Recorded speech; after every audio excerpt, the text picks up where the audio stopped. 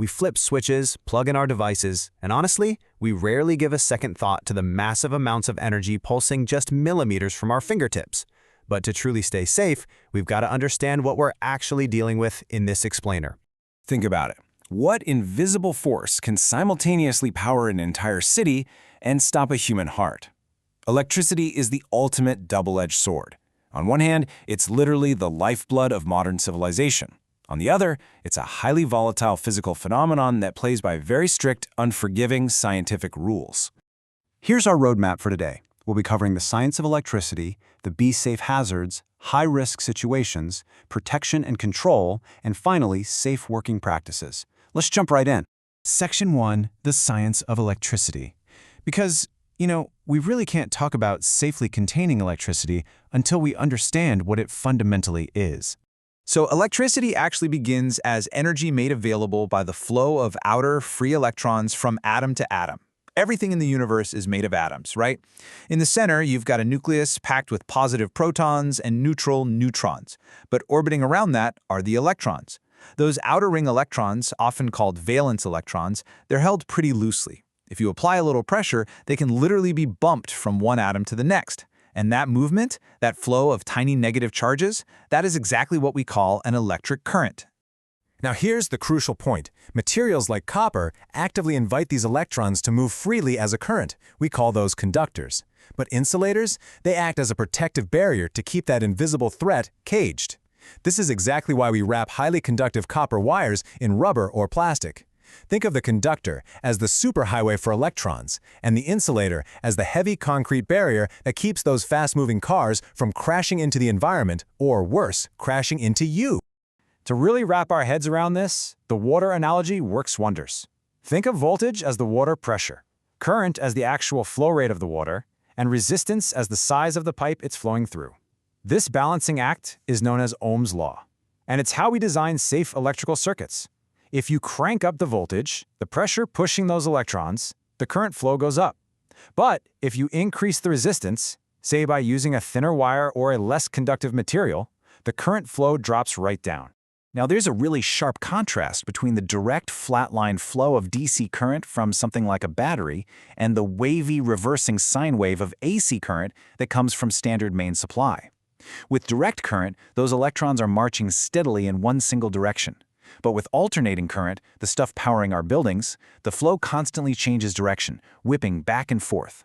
In regions like the EU or Australia, it reverses 50 times every single second. That's what 50 Hertz means. And here's the scary part.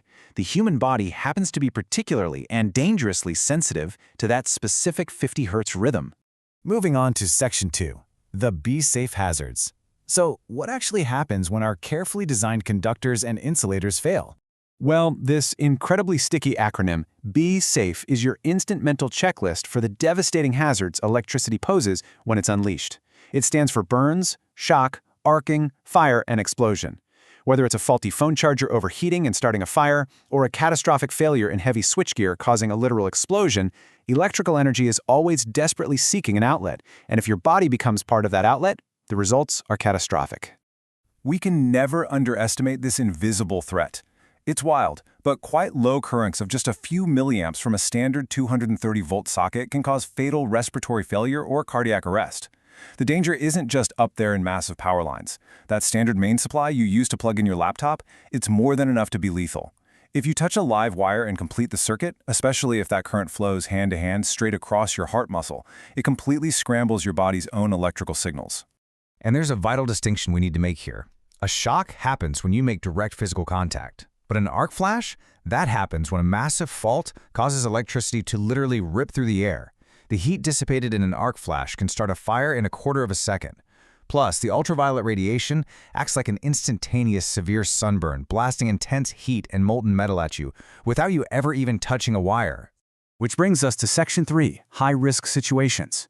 Where are we actually most likely to encounter these hazards out in the real world?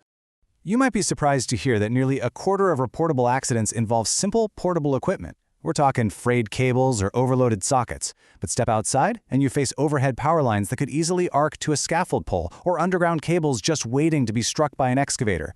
And if you add water to the mix, oh boy. Water drastically lowers the skin's electrical resistance, meaning the risk profile absolutely skyrockets. All right, Section 4, Protection and Control Measures. Let's dive into the heroes of our story and look at how we actually cage this invisible threat using physical and mechanical controls. So a fuse is literally a sacrificial piece of wire designed to melt and die so your equipment doesn't catch fire. An MCB, or mini circuit breaker, does pretty much the same thing, but it uses a clever little spring-loaded electromagnet to trip a switch instead. Now, both of these are brilliant at protecting your equipment and wiring from overcurrent, but here is the catch. They operate way too slowly to protect a human being from a lethal shock. They're great for saving cables, but if you touch a live wire, that current is going to flow through you long before these devices even realize what's happening. Enter the RCD, the true hero for human protection. An RCD, or residual current device, basically acts like a hypervigilant accountant. It's constantly measuring the current going out on the live wire and comparing it to the current coming back on the neutral.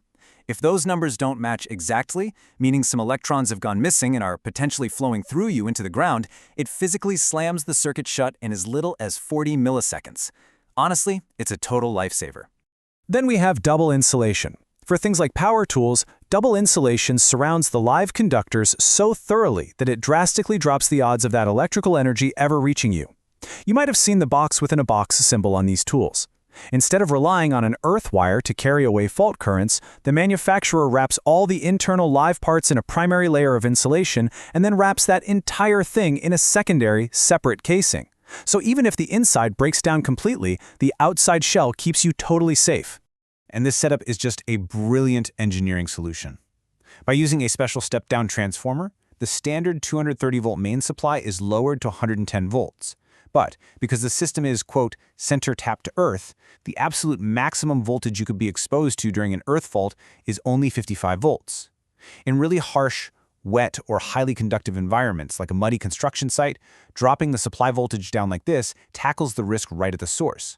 It keeps the voltage significantly below the threshold for a lethal shock. Finally, Section 5, Safe Working Practices. Because look, the best equipment in the world won't save you if you don't follow the rules. You should absolutely always isolate the power first. There is this massive misconception out there that professional electricians just walk around working on live wires all day. They absolutely do not. Working dead is the universal standard rule. To even consider working live, you have to prove it's strictly, unavoidably essential, like fault finding on a massive, complex grid. And even then, you must be heavily protected with insulated tools, rubber matting, and direct supervision. Following these 6 sequential steps turns a dense, boring wall of safety regulations into an actionable, life-saving checklist for literally any electrical job. You really can't just guess your way through this stuff. First, you identify exactly what you're working on, and please do not just trust old labels. Then, you plan the work, specify the procedures, ensure the folks doing the job are actually competent, arm them with the right personal protective equipment, and take precautions to isolate any adjacent live parts. It's a structured system built entirely on respect. So, knowing that electricity is an invisible, potentially lethal force, will you respect its strict rules before inviting it into your work and home? We've seen how it can be safely harnessed, but ultimately, it's your respect for these unyielding scientific boundaries that keeps the lights on and, more importantly, keeps you alive. We've traced the whole journey today, from the movement of tiny electrons inside a single atom all the way up to explosive, catastrophic accidents when those electrons jump their tracks. But as we've covered, sitting right between those extremes are incredibly robust physical controls and working procedures. Electricity isn't magic, and it certainly isn't malicious. It is just governed by pure, strict physics. Respect those rules, understand the systems designed to protect you, and stay safe out there.